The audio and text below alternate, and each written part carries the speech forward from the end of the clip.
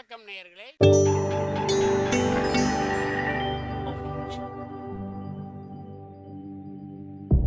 மகிழ்ச்சிக்கோர் தென்கட்சி என்ற அலைவரிசையில்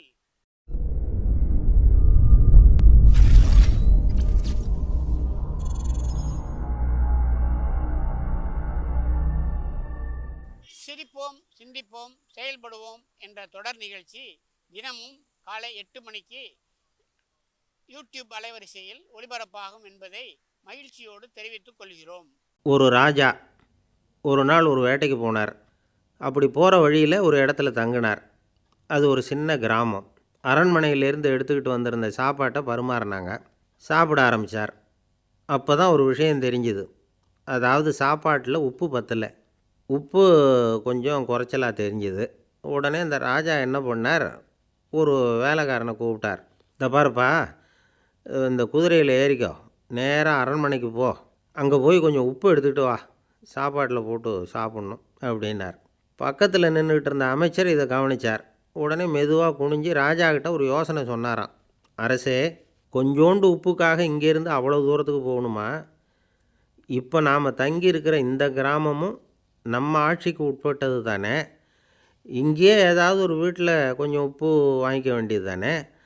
ராஜாவுக்கு கொஞ்சம் உப்பு தேவைன்னா போதாதா? உப்பு மூட்டை மூட்டையாக வந்து குவிஞ்சுராதா?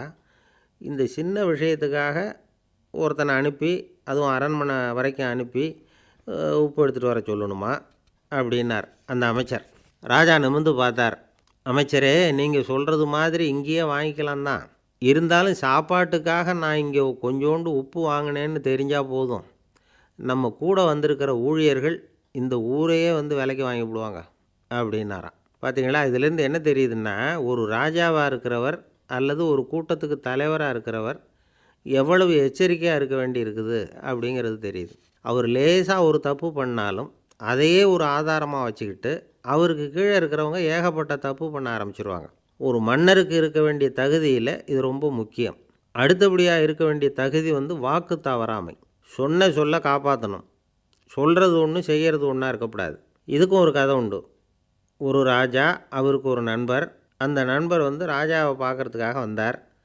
அரசே, என்னுடைய பிள்ளைகளுக்கு தின்பண்டம் வாங்கணும், ₹1 இருந்தால் கொடுங்களேன் அப்படின்னார். சரி, நீ கேட்டபடி உனக்கு பணம் தர்றேன், ஆனால் அதுக்கு முன்னாடி நாம் 2 பேரும் போய் ஒரு வில்வித்த போட்டியை பார்த்துட்டு வருவோம் வா அப்படின்னு கூப்பிட்டார். சரின்னு 2 பேரும் கிளம்புனாங்க. 2 பேரும் புறப்பட்டு போனாங்க. போட்டி நடக்கிற இடத்துக்கு போய் சேர்ந்தாங்க. அங்கே பெரிய பெரிய ஆளுங்கள்லாம் அம்பு விட்டுக்கிட்டு இருக்கிறாங்க. ஆனால் எந்த அம்புமே சரியான இடத்துக்கு போய் சேரலை. எல்லாம் குறி தவறியே போய்கிட்டு இருந்தது. மன்னர் பார்த்தார். அவருக்கு கோபம் வந்துட்டுது. என்ன இது, யாருக்குமே சரியாக அம்பு விட தெரியல அப்படின்னு சொல்லிக்கிட்டே ஒரு அம்பையும் வில்லையும் வாங்கினார். தன் கூட வந்திருந்த நண்பர்கிட்ட கொடுத்தார். நீ இந்த அம்பை விடு பார்க்கலாம் அப்படின்னார். இவர் அந்த அம்பை வாங்கி விட்டார். குறி தவறாமல் போய் அந்த புள்ளியில் குத்திக்கிட்டுது. மன்னருக்கு ரொம்ப பெருமையாக இருந்தது, மகிழ்ச்சியாக இருந்தது. உடனே ஒரு ₹100 எடுத்து அவருக்கு அன்பளிப்பாக கொடுத்தார், தன்னுடைய நண்பருக்கு. அதுக்கப்புறம் அந்த போட்டியெல்லாம் முடிஞ்சது. மன்னரும் அவருடைய நண்பரும் அரண்மனைக்கு திரும்பினாங்க. அங்கே வந்ததும் இந்த நண்பர் கேட்டார், மன்னா, கொடுத்த வாக்குறுதியை மறந்துட்டீங்களேன்னார். என்ன வாக்குறுதின்னார் மன்னர் ஆச்சரியத்தோட. ₹1 கேட்டிருந்தேன், தர்றதா சொன்னீங்களே அப்படின்னார். அதுதான் ₹100 கொடுத்தனே அப்படின்னார் மன்னர். இப்போ அந்த நண்பர் ராஜாவை பார்த்து சொல்கிறார், கொடுக்கறதாக வாக்களிக்காத ₹100 கொடுக்கறதாக வாக்களித்த ₹1 ஈடாகாது. மன்னராக இருக்கிறவர் சொன்ன சொல்ல காப்பாற்றணும், அதுதான் முறையினார். மன்னராக இருக்கிறவர் எப்படி இருக்கணுங்கிறதுக்கு இதுதான் விளக்கம். மன்னர்கிட்ட வேலை பார்க்குறவங்களும் மக்களை கஷ்டப்படுத்தாதவங்களாக இருக்கணும். ஒரு அரண்மனையில் விருந்து நடந்துக்கிட்டு இருந்ததுதான். அந்த ஊர் பழக்கப்படி ஒரு எலுமிச்சம் பழ துண்டை எடுத்து எல்லாரும் அவங்கவுங்க உணவில் புழிஞ்சிக்கிட்டாங்க. அடுத்தபடியாக ஒருத்தர் எடுத்தார், புழிஞ்சார், சாறு வரல. உடனே அங்கேருந்து ஒரு பெரிய பயில்வான் அதை புழிஞ்சார். அதில் ஒரு சொட்டு தான் வந்தது. சக்கையாக போட்டுது அந்த எலுமிச்சம்பழம்.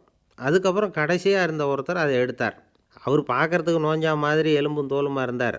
இருந்தாலும் அவர் அந்த சக்கையை எடுத்து புழியிறாரு. ஏகப்பட்ட சாறு வந்துட்டுது அதிலேருந்து. எல்லாருக்கும் ஆச்சரியம். கசக்கி புழியறதுல இவ்வளவு கெட்டிக்காரராக இருக்கார், இவர் யார் அப்படின்னு விசாரித்தார் மன்னர். அப்போ சொன்னாங்களாம், இவர் தான் நம்ம ஊர் ஜனங்கள்கிட்ட இருந்து வரி வசூல் பண்ணுறவர் அப்படின்னாங்களாம். ஐயா தென்கட்சி கோ சுவாமிநாதன் அவர்களின் மகிழ்ச்சிக்கோர் தென்கட்சி தொடர் நிகழ்ச்சியினை கேட்டு பயன்பெறுங்கள். நிகழ்ச்சியினை பிடித்திருந்தால் உங்களுக்கு கமெண்ட் பாக்ஸில் உங்கள் கமெண்ட்டுகளை பதிவு செய்யுங்கள், ஷேர் செய்யுங்கள், லைக் செய்யுங்கள், கண்டிப்பாக சப்ஸ்கிரைப் செய்யுங்கள். நன்றி, வணக்கம்.